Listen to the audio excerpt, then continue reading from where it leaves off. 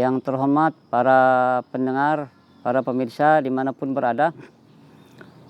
Judul ceramah kita adalah halal dan haram di dalam Islam. Allah Subhanahu wa taala berfirman dalam Al-Qur'an, A'udzubillahi minasyaitonirrajim. Bismillahirrahmanirrahim. Ya ayuhan nas, kulu mimma fil ardi halalan thayyiba wala tattabi'u khutuwatis syaitan innahu lakum aduwwum mubin. Surat Al-Baqarah ayat 168. Wahai sekalian manusia, makanlah olehmu apa saja yang ada di bumi ini yang halal lagi baik. Jangan kamu ikuti langkah-langkah setan. Sesungguhnya setan itu adalah musuhmu yang nyata. Dalam ayat ini Allah menyuruh seluruh manusia. Ya ayuhan nas, wahai manusia, makanlah semua yang ada di bumi yang halal dan thayyib, halal dan baik. Jangan kamu ikuti langkah-langkah setan. Setan ini mengajak kita sedikit demi sedikit, ini haram gak apa-apa, sedikit haram gak apa-apa, sedikit. Akhirnya yang haram menjadi biasa. Jadi semua yang ada di bumi ini halal, ya baik, halal dan thayyib. Tapi memang ada beberapa makanan yang halal mungkin tidak thayyib bagi sebagian orang, tidak baik. Misalnya gula. Gula itu halal, tetapi mungkin bagi orang yang penyakit gula, dia halal tetapi mungkin tidak baik kalau terlalu banyak.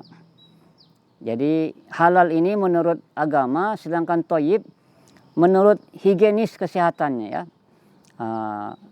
Dari ayat ini dan ayat lainnya ada kaidah pertama yang perlu kita catat, bahwa semua yang ada di bumi ini hukum asalnya halal.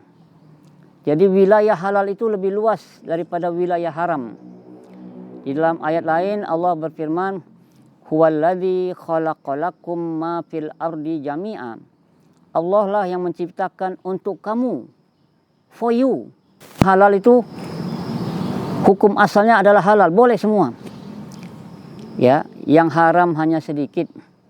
Yang haram hanya sedikit, bisa dihitung dengan jari. Ini hukum asal. Kemudian, ya ayuhan lazina amanu kulu min thayyibati ma razaqnakum washkuru lillahi in kuntum iyyahu ta'budun. Al-Baqarah 172. Wahai orang-orang yang beriman. Kalau tadi wahai sekalian manusia, sekarang wahai orang-orang yang beriman. Makanlah yang baik-baik yang telah Allah beri rezeki kepadamu. Dan pandai-pandailah bersyukur kalau memang kamu benar-benar beribadah kepadanya. Jadi inilah hukum asal, bahwa yang halal itu lebih banyak daripada yang haram. Kalau boleh kita berkata dengan bahasa yang semua yang melata itu halal, kecuali kereta api, ya. Itu karena kerasnya katanya. Semua daun halal, kecuali daun pintu. Itu pun karena kerasnya. Jadi semuanya halal. Yang halal lebih banyak daripada yang haram.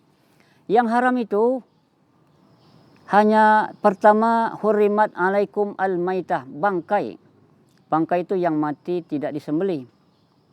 Ya, ayam dibawa dari satu daerah ke daerah lain dalam kotak-kotak, lalu mati dalam perjalanan, maka itu adalah bangkai, tidak disembelih, maka dia tidak boleh dikonsumsi. Cuma bagi pedagang, ayam yang mati tidak disembelih dianggap rugi. Kayak di Jakarta itu dijual lah ayam tiren namanya. Ayam tiren, ayam mati kemarin. Tidak disembelih. Jadi tidak haram dijual ayam yang mati tanpa disembelih.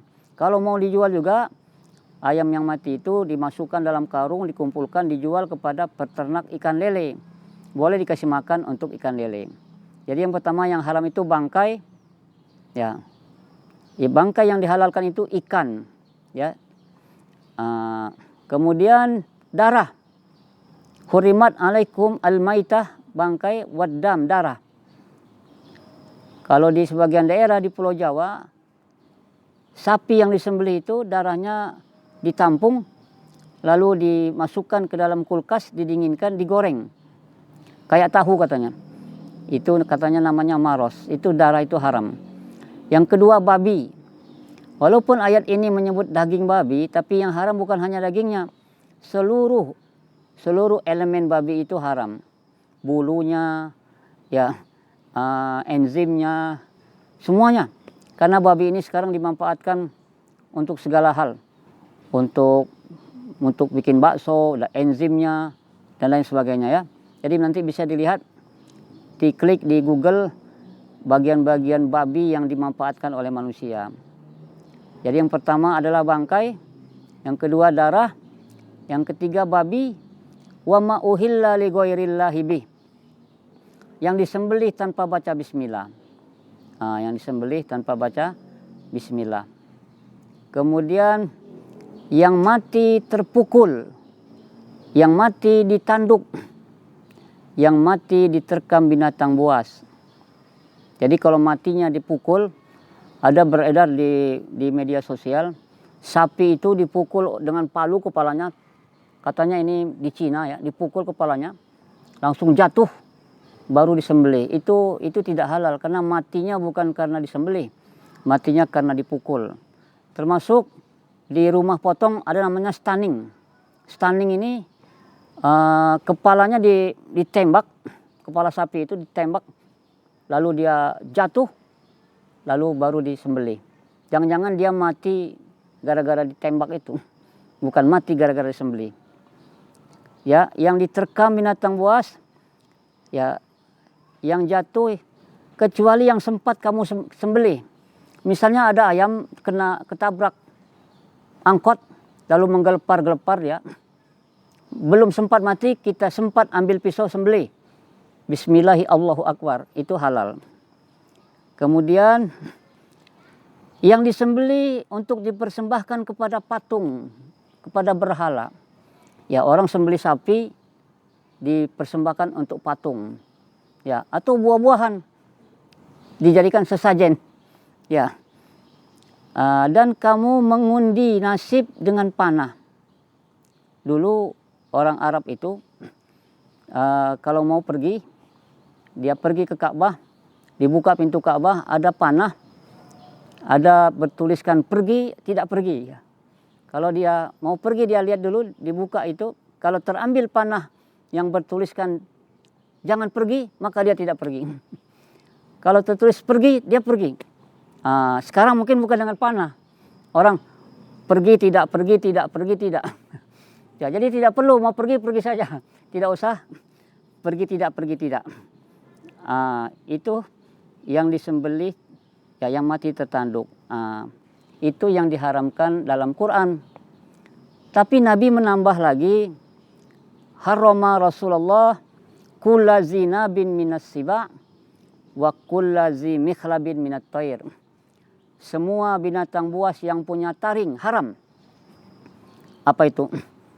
Harimau, anjing, kucing, ya. Dan semua burung yang punya cakar, burung elang, ya, itu tidak boleh dikonsumsi. Jadi yang haram itu tidak sampai 10 ya. Kemudian ditambah satu lagi, wa yuharrimu alaihimul khaba'is, dan Allah Nabi mengharamkan semua yang keji, yang jijik. Apa yang keji? Tikus, kecoa, ya, kalajengking, sepasan. Itu haram, menjijikkan bagi manusia yang normal.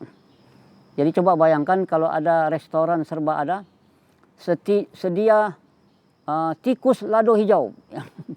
Atau mancik lado hijau, ya, sedia sepasan goreng, itu haram semuanya. Tapi yang lain halal. Jadi banyak yang halal daripada yang haram. Cuma manusia sukanya yang diharamkan, padahal yang haram kan sedikit itu.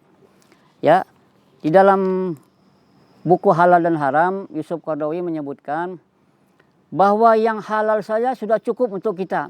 Tidak perlu mencari yang haram. Tapi sekarang berkembang, Pak Ustadz, sekarang jangankan yang halal, yang haram saja susah carinya. Ya, itu bohong itu. Yang halal ini banyak. Yang halal itu banyak. Mari kita lihat. Diharamkan berzina, ya, menyalurkan hubungan biologis melalui zina tanpa ikatan perkawinan, haram. Tapi yang halal banyak. Salurkanlah biologis itu, nafsu biologis melalui pernikahan. Nggak cukup nikah 1, boleh 2, boleh 3, boleh 4. Asal halal. Diharamkan minuman keras, khamar. Tetapi teh telur, kopi susu, teh pucuk, teh botol, semuanya halal. Banyak yang halal. Jadi inilah diharamkan zina, diharamkan homoseks, tapi poligami dibolehkan. Jadi ini pertama apa prinsipnya? Semua yang ada asalnya prinsipnya halal. Yang haram hanya yang disebutkan dalam Quran dan disebutkan oleh hadis Nabi. Kemudian yang halal itu saja sudah cukup. Ya. Kemudian kita tidak boleh mengharamkan yang halal. Ya. Saya mau beriktikaf supaya nafsu tidak naik, saya haramkan makan daging. Pokoknya selama iktikaf saya tidak boleh makan yang berdarah. Haram makan yang berdarah. Maka saya makan sayur-sayuran saja, apa? Vegetarian. Itu tidak boleh mengharamkan yang halal. Ya, jadi tidak boleh mengharamkan yang halal. Gitu prinsip-prinsip, beberapa prinsip yang dalam halal dan haram. Jadi banyak yang halal daripada yang haram. Satu lagi, tidak boleh mencari helah untuk menghalalkan yang haram. Ya, misalnya tari-tarian telanjang, oh haram. Supaya halal dibilang ini seni. Ini seni loh. Nggak bisa, yang haram tetap haram. Ya, tidak boleh. Zina haram, supaya halal ditukar istilahnya pekerja seks komersial. Ini diperhalus lah. Tidak, ya.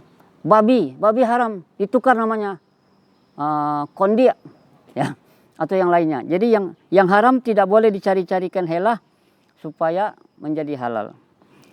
Itulah. Kemudian al halal bayyinun wal haram bayyinun. Yang halal sudah jelas, yang haram sudah jelas.